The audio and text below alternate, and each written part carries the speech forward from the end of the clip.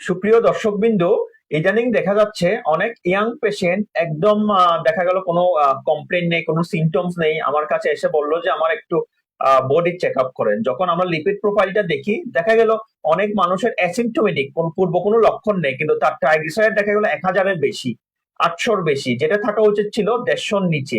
এরকম অনেক পেশেন্টেরই আমরা পাচ্ছি সিভিয়ার হাইপার ট্রাইগ্লিসারাইডেমিয়া। অনেকে শুধুমাত্র দেখা গেল ওনার ট্রাইগ্লিসারাইড আগেও বেশি ছিল, কিন্তু ওষুধ খাচ্ছেন অ্যাটোবাস্টেটিন বা রসুবাস্টেটিন, এই ধরনের ওষুধগুলো। এগুলো কিন্তু আপনার ট্রাইগ্লিসারাইডেমিয়ার জন্য যথেষ্ট না বা উপযুক্ত না। এটা লিপিড প্রোফাইল আমরা যখন করি, ওইখানে আমরা 4টা উপাদান দেখি, একটা কোলেস্টেরল, এইচডিএল, এলডিএল এবং ট্রাইগ্লিসারাইড লেভেল।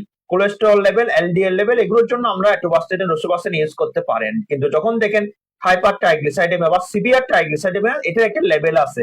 সেই লেভেল অনুযায়ী আমরা বিভিন্ন ধরনের ওষুধ ব্যবহার করি। প্রথম দিকে আমরা ফেনোফাইব্রেট আমরা ব্যবহার করি, এরপরে দেখা গেল যে আমরা ওমেগা 3 ফ্যাটি অ্যাসিড ব্যবহার করি, এরপরে দেখা গেল এখন আরো উন্নত মানের কিছু ওষুধ বের হয়ে গেল।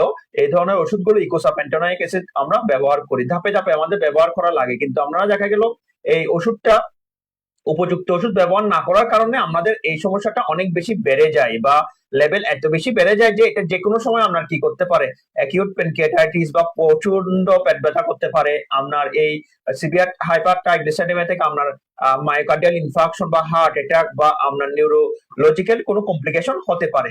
তাই আপনারা এই ধরনের যদি সিমটমস দেখেন, বা আপনারা যদি মনে করেন যে আপনাদের লিপিড প্রোফাইল চেক করা দরকার, সে অনুযায়ী আপনাদের লিপিড প্রোফাইল চেক করে এবং উপযুক্ত ওষুধটি নেওয়ার জন্য আমরা নিকটস্থ কাছাকাছি কোনো ভালো ডাক্তারের কাছে যোগাযোগ করলেই আমার মনে হয় আপনারা এর থেকে পরিত্রাণ পাবেন। এবং লিপিড প্রোফাইল আমার মনে হয় প্রতি বছর একবার করে দেখা দরকার। যাদের প্রেশার, ডায়াবেটিস বা অন্যান্য ওষুধ রোগ আছে তারা তো করবেনই, কিন্তু যারা অ্যাসিম্পটোমেটিক পেশেন্ট তারাও বছরে একবার দেখা উচিত। তাহলে আপনারা অনেক জটিলতা থেকে মুক্তি পাবেন। ধন্যবাদ, সবাই ভালো থাকবেন।